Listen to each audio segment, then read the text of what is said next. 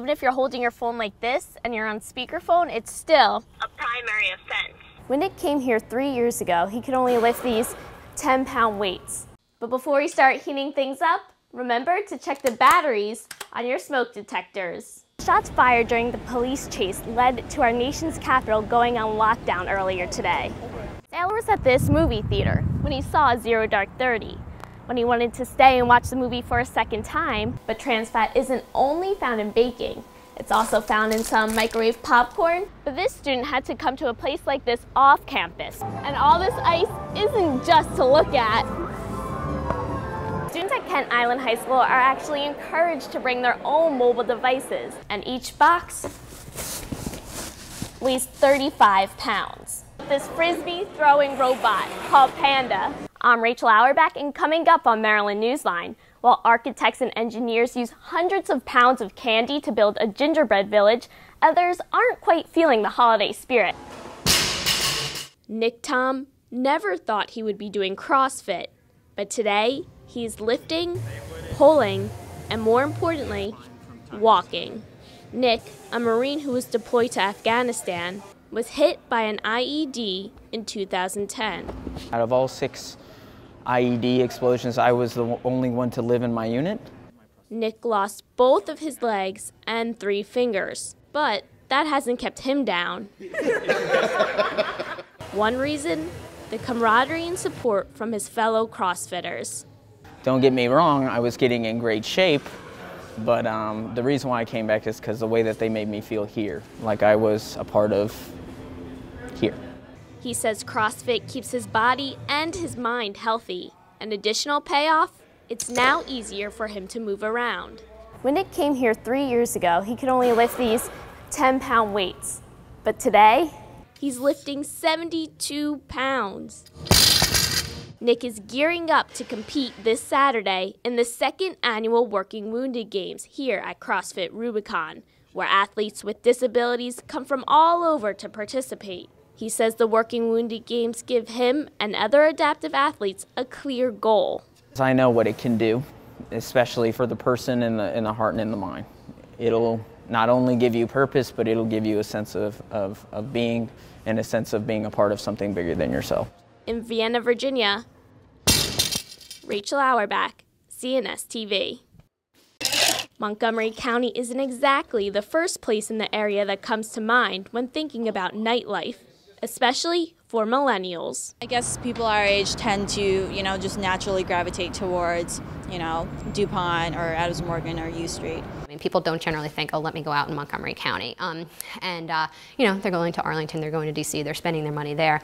And money is what it's all about. County officials want to keep and bring in more expendable income to the county. One big problem is the county's requirement of a 50-50 ratio of food to liquor profits. You could go into a restaurant and get a burger and a cocktail, and your cocktail's going to be $14 and your burger's going to be $9. So right there, your ratios are skewed. Earlier this year, the county executive appointed a special task force to come up with recommendations to help local businesses grow their nighttime revenue. One proposal, to change the food to alcohol ratio to 60-40. The 60-40 ratio means that for every drink sold, the restaurant wouldn't have to match it with food. The hope is that the change will attract more millennials to the county and boost sales for restaurant owners like Alan Pohorilis. We get very busy late at night, and we sell some late night food. We do a lot of happy hour food, which helps us meet our goals. But it's tough, it's a struggle. The task force and restaurant owners may be optimistic about adopting a new food to alcohol ratio, but others are more skeptical. These things tend to happen more organically, and I don't know if changing a rule or a law will, do much to really help shape, who tends to, gravitate towards the area. But we'll see. In Bethesda, Rachel Auerbach, CNS TV. It can happen in an instant. And with Thanksgiving right around the corner, the Consumer Product Safety Commission warns that the threat of fires in the kitchen triples on the holiday.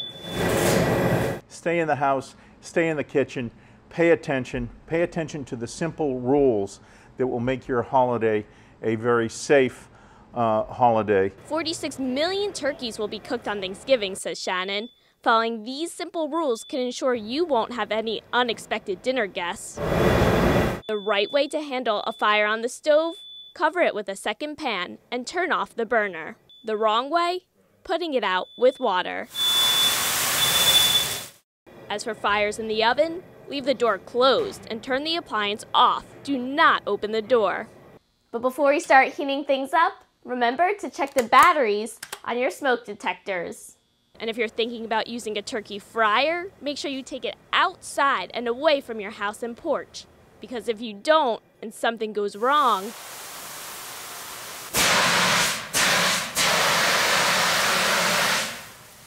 stand by your pan. Be sure that you're attentive. Make sure you don't leave your kitchen when things are cooking. Stay in there. Keep children out of the kitchen, and always have a small fire extinguisher in the kitchen in the event that you need to put out a fire. in the kitchen, Rachel Auerbach, CNS TV. Good. They say, my little dog, my heartbeat at my feet. I've had him for 11 years. He's completely changed my life. Right now, only service animals are allowed on Amtrak trains. The Pet Industry Joint Advisory Council is trying to change that with the Pets on Train Act of 2013. It'll be up to Congress to ask Amtrak to allow this, and I know that the American people, especially pet-owning Americans, will be very, very happy. The legislation would allow pets to travel in a separate pet car. The pet must be crated, they cannot travel more than 750 miles, and owners must pay an additional fee. Larger animals would be able to travel as cargo in a temperature-controlled car.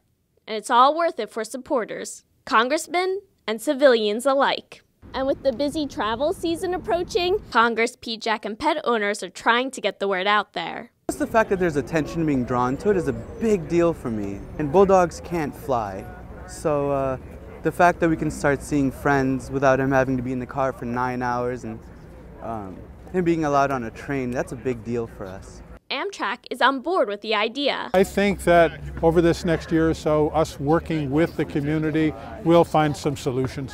Although there are still a few details to be worked out. There are people that are afraid of dogs. There are people that have health concerns. I know my own cat Bella would not be as well behaved up there. And for those who just aren't animal people, you wouldn't be required to ride with pets, and I think that's what people need to understand is the way the bill is written, there would be pet-specific cars.